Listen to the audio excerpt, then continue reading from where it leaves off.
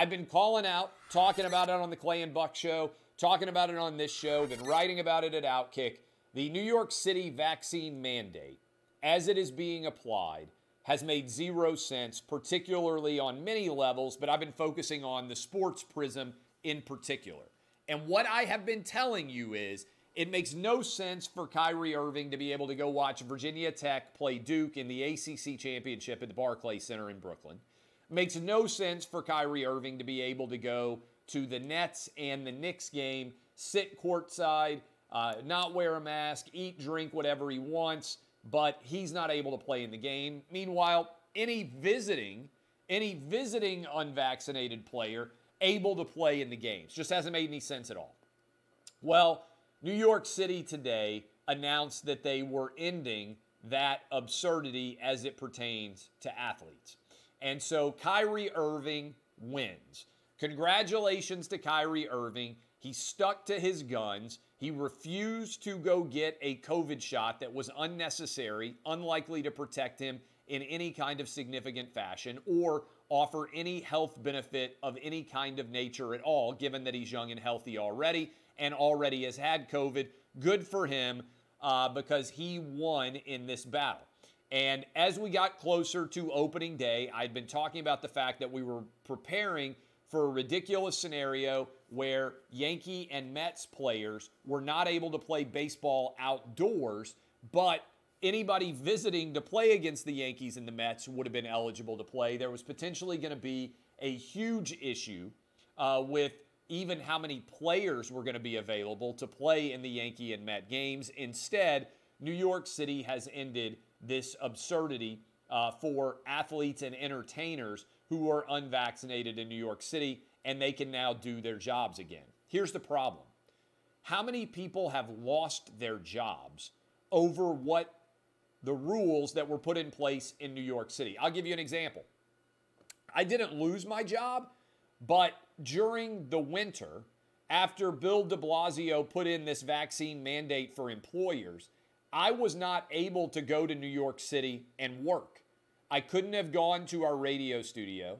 I couldn't have gone to the Fox News studios and enter them because I didn't get the COVID shot.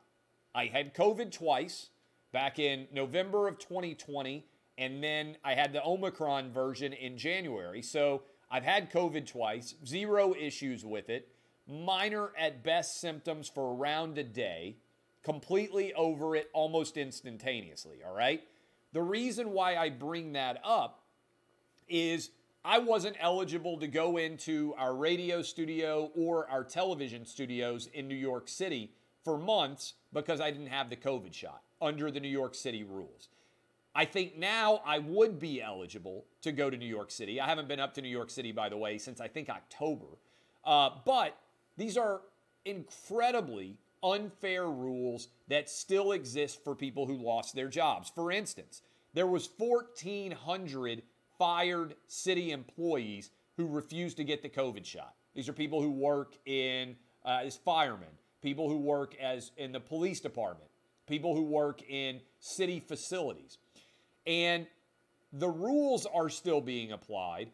If you are inside of Yankee Stadium and you sell hot dogs, and you have not gotten your COVID shot, you in theory are not able to work. If you're in Barclays Center and you sell popcorn, why in the world is New York City willing to change the rules for only rich and famous celebrities and athletes and requiring people who actually need to work on a day-to-day basis to remain fired over a COVID mandate that has had no impact in terms of making anybody safer, particularly now that masks are eliminated indoors. Kids can finally go back to school normally. This makes zero sense, okay? So what I am calling on is I want everybody who was fired for not getting the COVID shot to be rehired everywhere all over the country, but in particular New York right now I'm focusing on.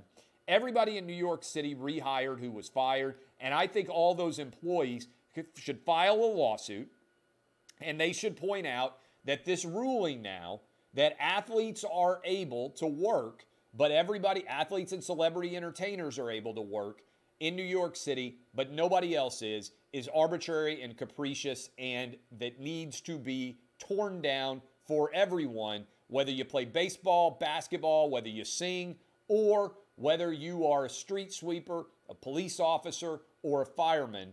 That needs to disappear, and it needs to disappear now.